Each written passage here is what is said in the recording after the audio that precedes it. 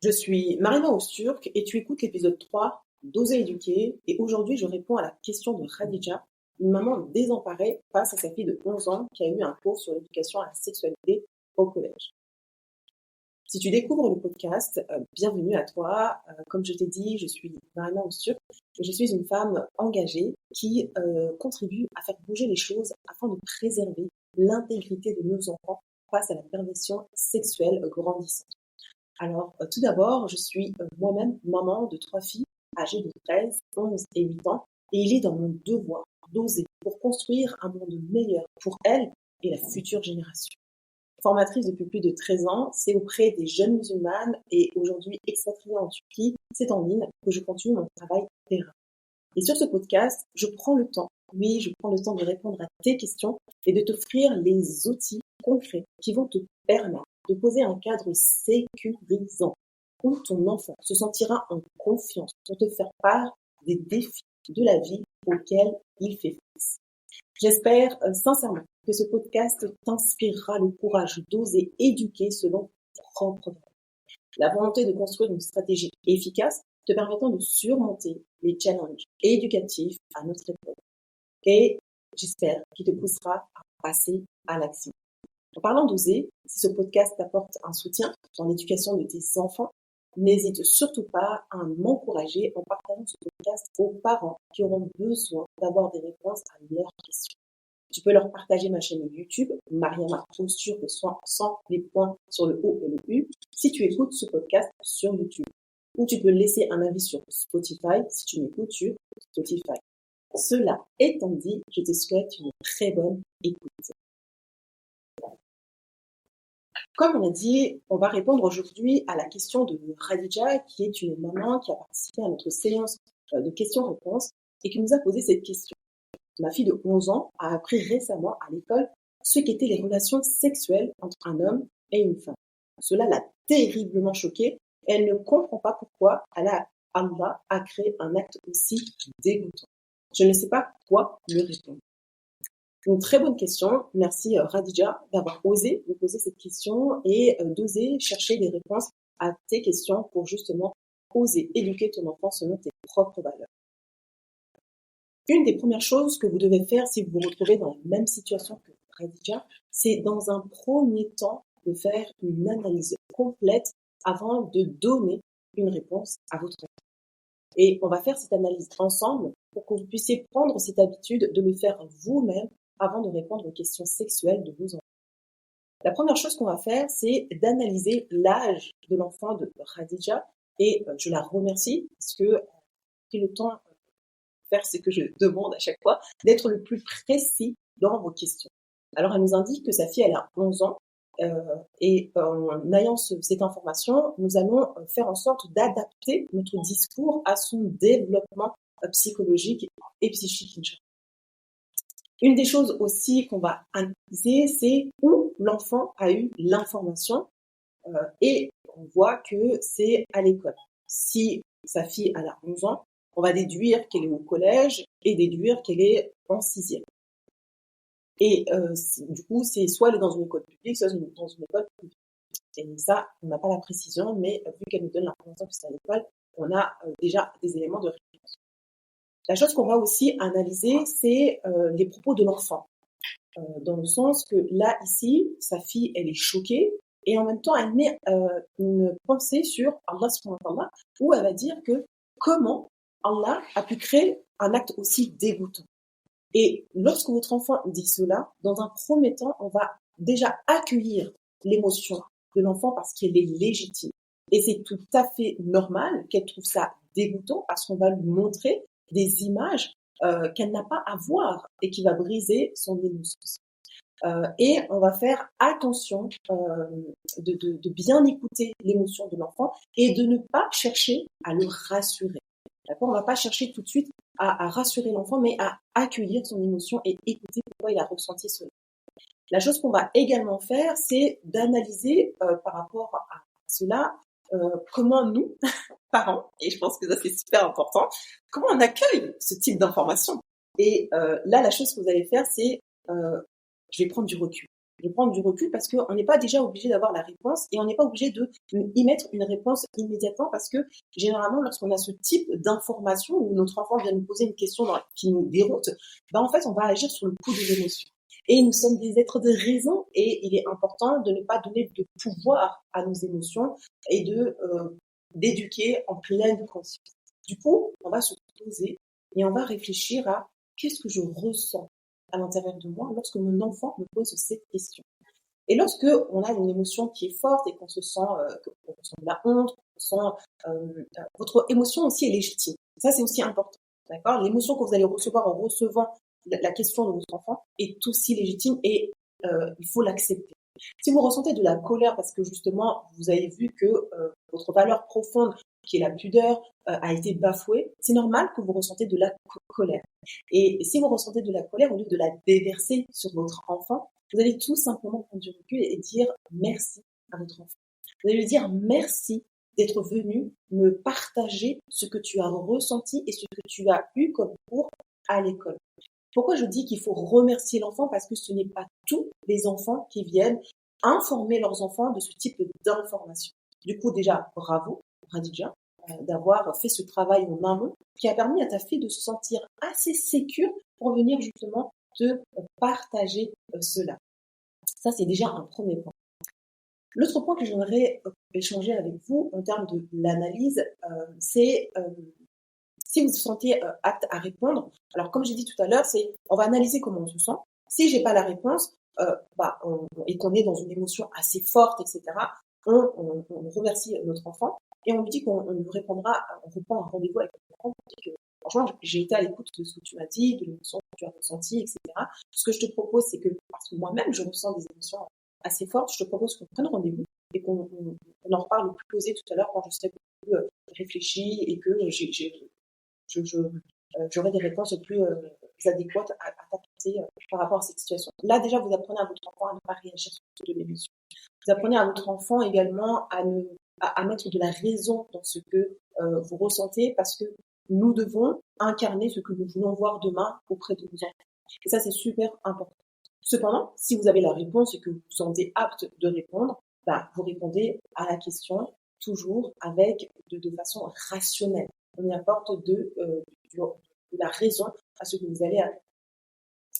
Et une des choses que j'aimerais souligner, c'est de revoir la notion de comment vous parlez d'Allah au sein de votre foyer.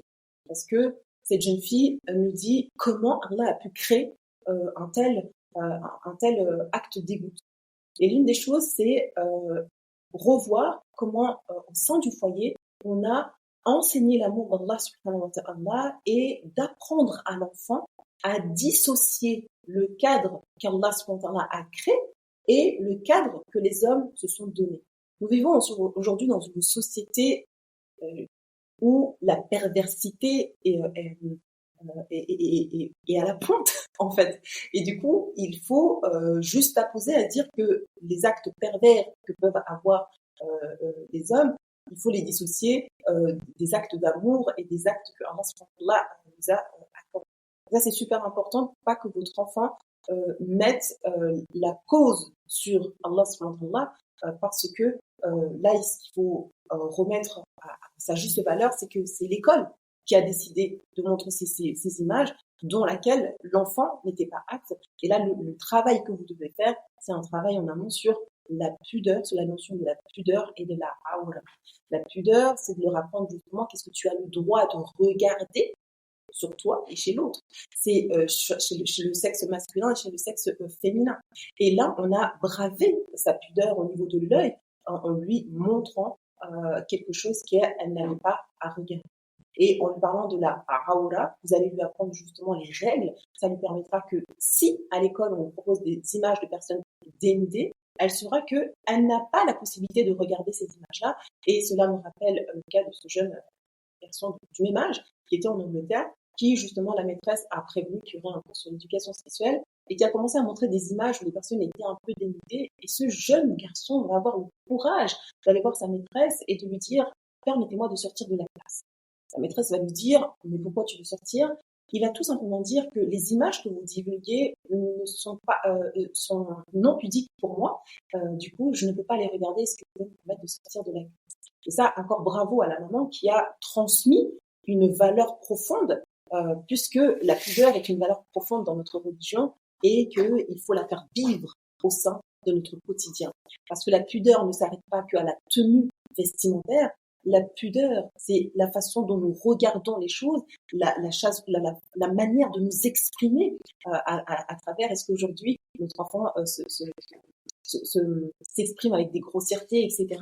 Ça aussi, il faut faire cette analyse pour indiquer si le terme de la pudeur est bien compris et bien enseigné au sein du foyer.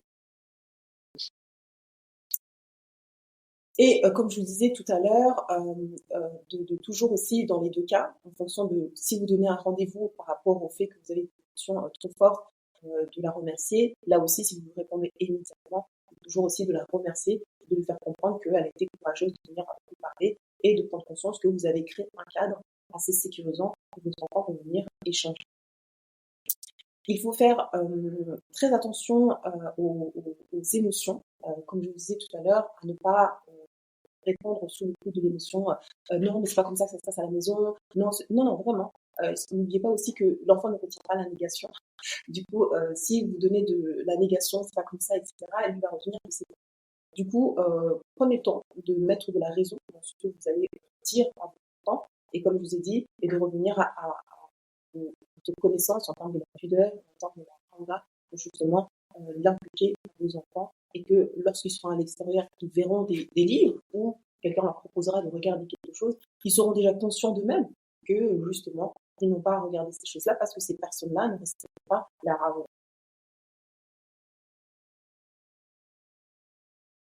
Une des choses qui est importante aussi quand vous allez prendre le temps d'échanger avec votre enfant, c'est d'être à la recherche de solutions. C'est de savoir qu'est-ce que vous voulez, qu'est-ce que vous pouvez mettre en place ensemble.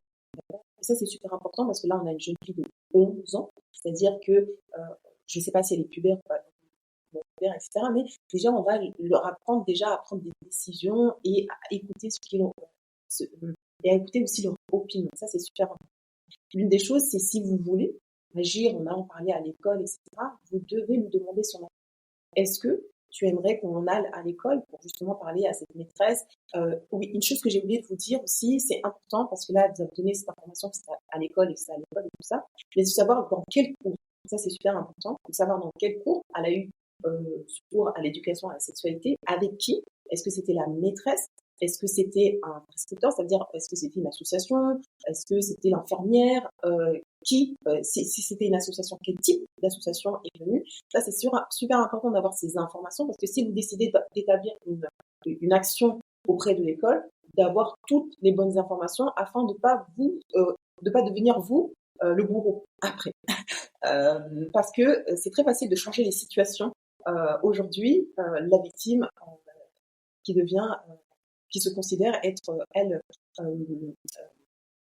comment dire ça, c'est celle qui est, comment dire ça, je perds mes mots, celle qu'on va accuser finalement, d'accord? Si vous regardez bien les victimes d'agressions sexuelles, elles pensent que c'est de leur faute qu'il leur est arrivé ça. Et du coup, elles sont dans une culpabilité qui les pousse à s'accabler elles-mêmes. Du coup, c'est très important de maintenir votre cap et d'avoir toutes les informations qui vont vous permettre de dire que non, vous n'êtes pas d'accord sur ce qui s'est passé et d'avoir tous les éléments essentiels pour pas qu'on dise que c'est une fille qui a menti, etc., etc. D'accord? Et je reviens à ce que je vous disais. Voilà, vous allez lui demander si elle est en accord, si que vous agissez auprès de l'école. Alors, si votre enfant vous dit non, parce qu'elle peut dire non, je vois que tu agisses à l'école, etc.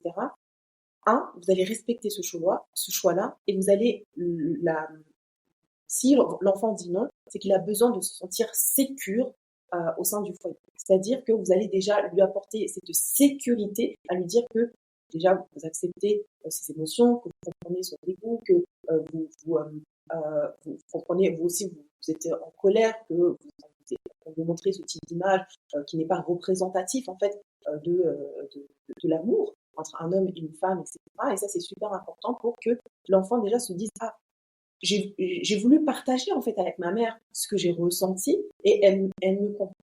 Après, et plus vous allez laisser le temps, vous pourrez voir si elle se sent agressée ou s'il se passe quelque chose, si vous voyez qu'un comportement change. Là, reposez la question pour essayer de voir s'il y a une nécessité d'agir et que si vous voyez qu'elle dit oui, c'est que là, votre enfant se sent assez sécure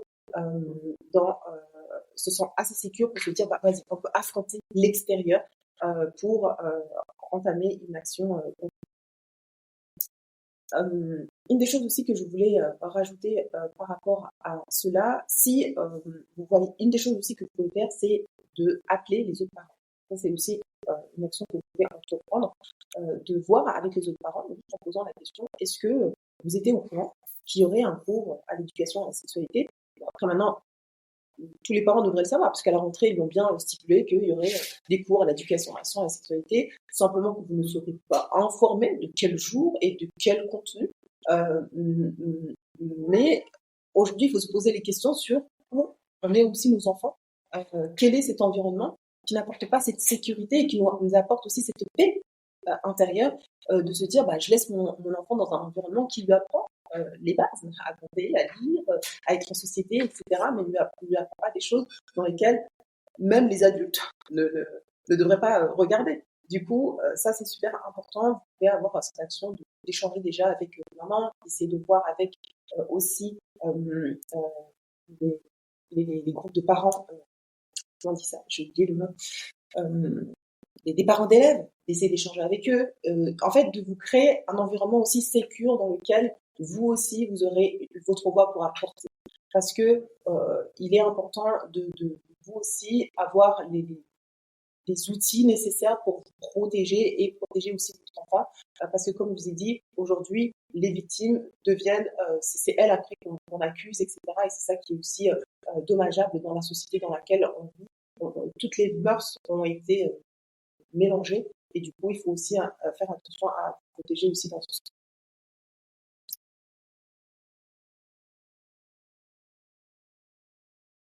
Ah oui, une des choses aussi qui sera très très très importante, ce sera de changer la perception imposée à votre fille concernant la relation homme et femme par l'amour. Aujourd'hui, on parle plus de sexualité qu'on parle d'amour. On parle de cette relation euh, d'amour en fait. On ne base que sur le plaisir et non sur cette relation et cette relation de proximité, d'intimité qu'on va entretenir. Et ça, c'est super important aussi de pouvoir justement changer la perception qu'a eu votre enfant en lui apportant d'autres images, en parlant du prophète Mohammed sallam, comment il se comportait avec ses femmes, comment il était avec Khadija. Il y avait une telle rahma dans leur couple que vous pouvez justement raffermir les connaissances de votre enfant à travers justement le comportement du prophète Mohammed sallallahu alayhi wa sallam avec ses épouses et comment il était. Ça changera sa perception et vous allez renforcer aussi son amour du prophète Mohammed sallallahu alayhi wa sallam et lui changer la perception qu'on lui a imposée aujourd'hui à l'école. Voilà pour les réponses, les éléments de réponse que je pourrais vous donner par rapport à ce type de situation. Et pour récapituler, vraiment prenez le temps à chaque fois d'analyser et de prendre du recul. Donner vraiment de la raison à chaque action et ne tombez pas sur le coup de l'émotion qui va justement forcer à avoir des actes que vous pourrez peut-être regretter après. De prendre le temps d'accepter l'émotion et de remercier l'enfant quand il a eu ce courage de venir se livrer à vous et d'entamer des solutions ensemble sous l'acceptation de l'enfant que justement il se sent assez sécure au sein du foyer et aussi à l'école pour justement ne pas se dire qu'il y aura des représailles suite à ce qu'il a osé vous dévoiler. Et aussi de raffermir sa foi et de donner des solutions, une perception rationnelle en parlant de la pudeur et de la aura pour justement et il est cette capacité de dire ce qu'il peut et ce qu'il ne peut pas faire. Et de changer sa perception qu'il a là vraiment vous devez faire un point sur comment vous enseignez l'amour sans le côtoyer et que ce ne soit pas que juste de l'interdit, etc., etc., mais vraiment accentuer sur les actes d'amour, les gestes d'amour, de pardon, de générosité, et à inviter vos enfants à avoir une autre perception de la relation que nous pouvons avoir avec un homme et une femme, pour que justement ils ne soient pas basés que sur l'acte sexuel, mais vraiment sur ces actes chaleureux et de gentillesse que nous pouvons avoir par les gestes, par un sourire, par les cadeaux, etc. Et non que par ces actes dans la chambre. Donc ça, c'est super important. Comme je disais, j'espère vraiment que ce podcast vous inspirera à être en action et à oser éduquer selon vos valeurs. Et pour éduquer selon nos valeurs, il est important de les définir, de les écrire. Je suis, comme pour celles qui me connaissent, une fan de l'écriture. Écrivez parce que les écrits restent. Et ça, c'est super important. Ça vous permet de définir aussi votre pourquoi vous vous battez pour l'éducation de vos enfants. Et aujourd'hui, il faut qu'on soit des êtres en action, qu'on agisse avec intelligence, avec perspicace, pour justement dévier cette société qui de plus en plus se pervertit et qui bouleverse un petit peu les mœurs au fur et à mesure. Qu'Allah nous facilite dans l'éducation de nos enfants. Merci de m'avoir écouté jusqu'à la fin. Et comme j'ai dit tout à l'heure, si ce podcast et si la réponse que j'ai pu vous donner a pu vous aider, n'hésitez pas à le partager à d'autres mamans qui se retrouveraient dans cette même situation. Je répondrai à une autre question la semaine prochaine.